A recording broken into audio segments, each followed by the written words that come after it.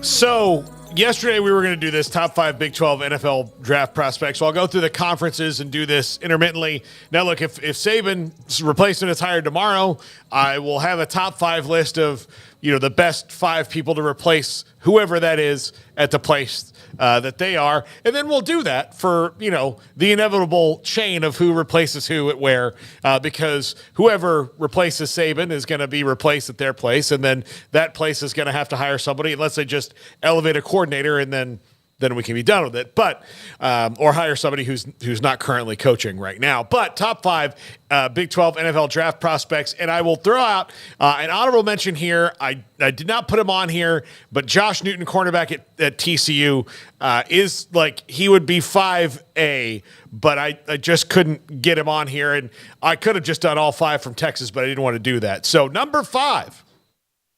Patrick Paul, tackle in Houston. This is a road grader, and he was the best player on the Cougars this year. I know you don't hear about the tackles that often, but should go in the first probably 40 picks, I would think. Patrick Paul at Houston, a really, really tough offensive lineman, someone who can run block and pass block very well. Has been through a couple different offensive systems, so that to me is kind of a good thing going to the NFL, and that you can be flexible, but one that's very highly thought of and the best player from the Houston Cougars this year.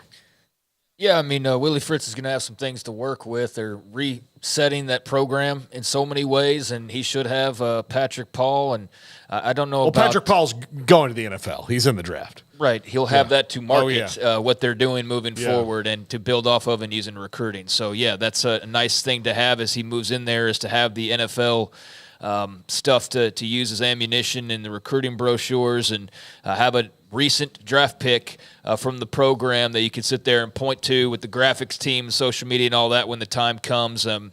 Houston's had a good run with the NFL draft picks, and I'd expect that to continue on with Willie Fritz. But, yeah, they've certainly got a guy to have their eyes on this year. Number 4.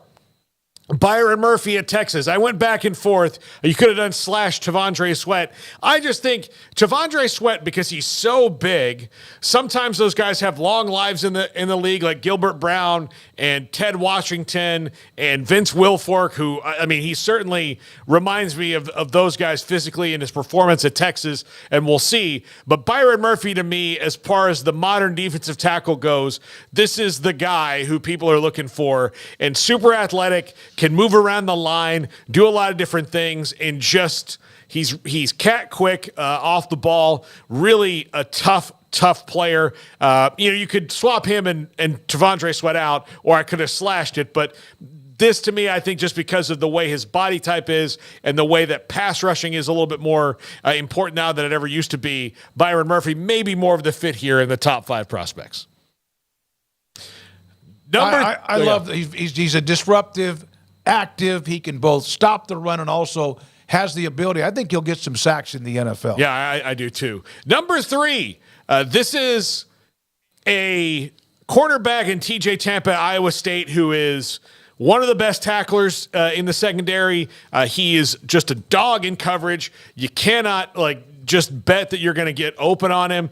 He fits a lot of different defensive schemes, whether it's like the Dan Quinn big cornerbacks or the big Belichick, guys who can kind of cover in a lot of different ways. There are so many different defenses that he would fit in.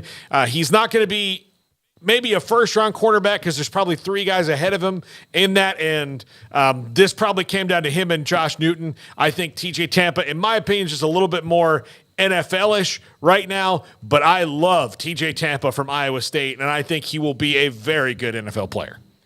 Yeah, he's a great athlete. He's got nice size. I mean, not a huge dude, but he's got, your kind of prototypical average size, all over the field making plays, and it was a lot of fun to watch at Iowa State.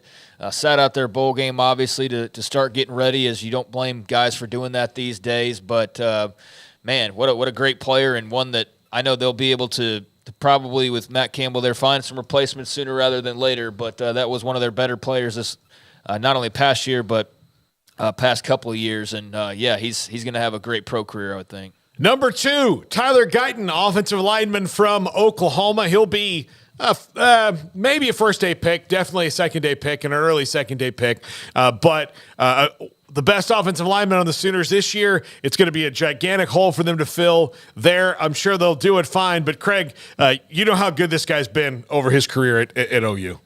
Yeah, he's a good player. I think his NFL draft stock is going to be really fun to see kind of how high he goes. But, yeah, big dude, experienced, and, Oklahoma has got a lot of irons in the fire right now when it comes to the move to the SEC, but they're going to have a lot of guys when you look at this NFL draft that'll be fun to watch, and he's right there at the top of the list. So, yeah, excited to see where he lands. Man, they have him entering the NFL draft. They've had a bunch leave the portal. Their offensive line is a work in progress. I don't know about how much they have coming back, but that does seem to be a position of need and one that has been hit pretty bad. Yeah, that's one that gets criticized probably as much as anywhere now is Bill Bedenbaugh, whether it's his recruiting or whatnot. I feel like I just see his name pop up, and it may be just the timing of when I'm looking after whatever game it may be or whatever part of the week it may be. I just happen to catch that more than I catch any other flack for most other coaches. So, he's done a good job, but not quite what you expected necessarily this past season or you won overall. But, yeah, Tyler Guyton's a good player. For the fans asking me about Cooper Beebe, he's not on the list. He would have been if there were, if I took Texas and Oklahoma out of this, Cooper Beebe would have certainly been on the list. But since they are Big 12 players this year and they were Big 12 players their whole career, I left him on there. But I do love Cooper Beebe as well. I agree with my fellow Cowboys fans in here that that would be a great pick for them if they got him and move Tyler Smith out to left tackle. But number one, and this guy just screams NFL wide receiver to me, Adonai Mitchell. He is, when you need a touchdown, that's the guy you go to. When you need a big play, that's the guy you go to. Looking at wide receiver stats overall, not everybody can be like Marvin Harrison Jr., have 1,000 catches or whatever. But, in a draft that's really heavy in wide receivers, he might get pushed to the middle or the back of that pack because there's some guys that are probably a little more highly thought of him. But as it comes to the Big 12 players that I think going to the NFL that based on today's NFL will be the most successful, I think this guy is pretty rock solid in that regard because of all the things he can do athletically. Of all the weapons Texas had, the one they threw the ball to when the game was on the line to maybe play for a national title was that kid right there, that young man. That's what they did in general when they needed to play at the end of a game, and that was just the one time it didn't work was in that national title game. Really, you thought that was going to connect just based on you knew where the ball was going. That's their big play wide receiver in crunch time, and so to be clear, this is your ranking because he might not even be the first Texas receiver taken. No, Xavier Worthy. I like it. I like them both. Yeah. Again, I just think as far as Xavier Worthy is a smaller dude. Oh, I like A.D. Mitchell better, but that's why I'm asking. Yeah, he's a smaller guy, so when it comes down to that, if it had been a top 10 list, obviously Xavier Worthy's on there. Zach Frazier from West Virginia's on there because I know I saw you.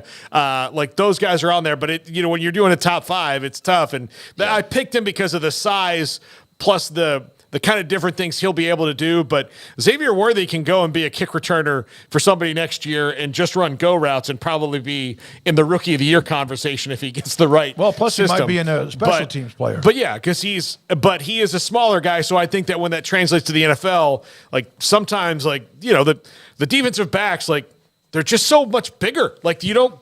Yeah, it's tough. So yeah, that's why I asked that question just to clarify. But yeah, I love Mitchell as a player. Worthy was, a guy who was more, I guess, consistent catching the ball. Just got the ball more, right? But Mitchell was like that big play, need the touchdown here, jump up and go grab it away. And I loved watching him. And he had a knack for that at Georgia as well. Had the big dramatic touchdown before he ended up transferring to Texas back in the playoff. But he's a really good player, and this will be the last time you, I guess, have to worry about Texas or Oklahoma players crowding it, Big 12 fans, because this is the last go-round where they'll be under the Big 12 umbrella. But